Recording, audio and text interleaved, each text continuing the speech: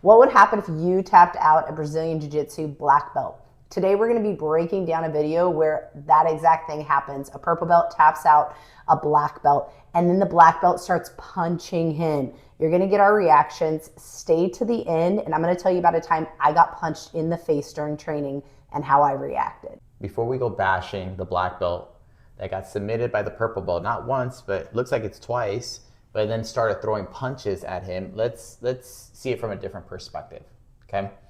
We're black belts as well, and this has happened to me as well. A lower belt, some of our students, they tap us out, right? Legit. In this scenario, we don't know if he had a bad day, if something's going on at home, right? If he's struggling internally, right? Maybe this purple belt is constantly tapping him out, right? We don't know that. Maybe the purple belt was saying something to him. Honestly, like, yeah, you suck. You know, who knows, right? We don't have all the facts. Right, but in the video, it looks like he got him in the arm triangle.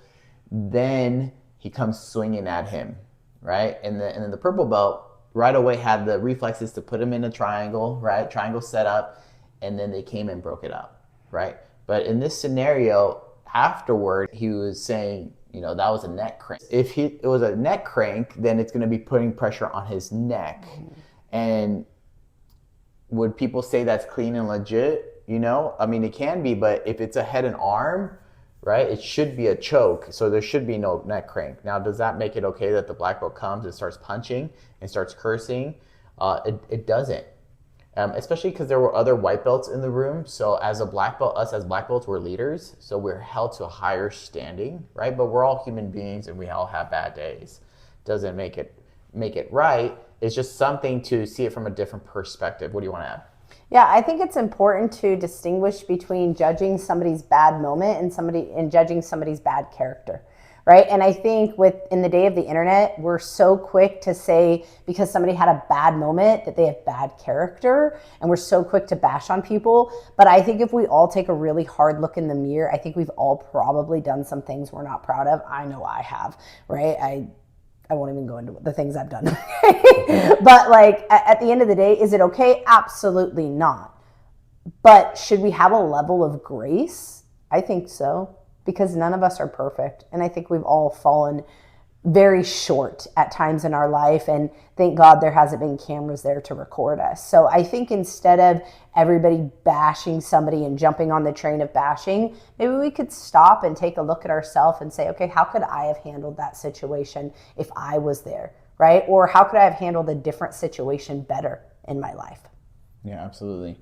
Another thing that we want to look at is this has happened to me as well too. So I was a brown belt at one time and I'm rolling with a black belt, and the black belt started putting a lot of pressure on me. So I'm like, let's go. I'll put the same pressure back. And then afterward, this person got upset.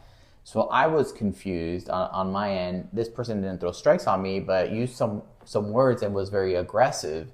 So I was confused. But later at the situation, I can see, well, maybe because I am younger than this person, and then I was giving them a hard time.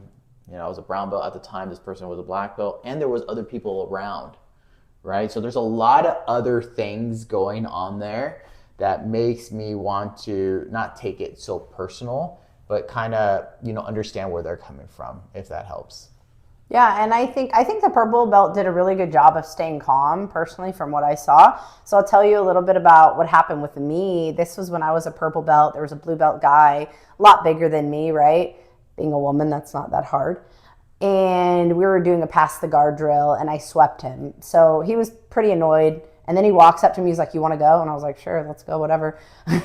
And I got him in my guard at some point, and he is like kind of pinning me down, like my lapel, and he lifts his fist up and he goes, boom, and punches me in the face.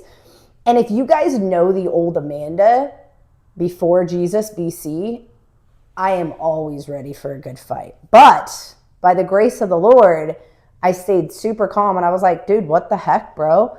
And I was like, and I just stopped, and I was like, I'm done. And I got up. Now, the old me maybe would have responded like that black belt, right? But the new me had more grace to realize that I don't have to react just because the other person's reacting. culture is going to be a big thing, right? We don't know how the culture of the gym is. We don't know the situation. We just saw the reaction. We're giving our own reaction. We've also struggled with this culture where a lot of people, the tough guy mentality, win and safety secondary. So if you want to know more about that, we have this video here as well where we talked about why we left sport jiu-jitsu, the competitive atmosphere, and switched to self-defense. Like, comment, and subscribe.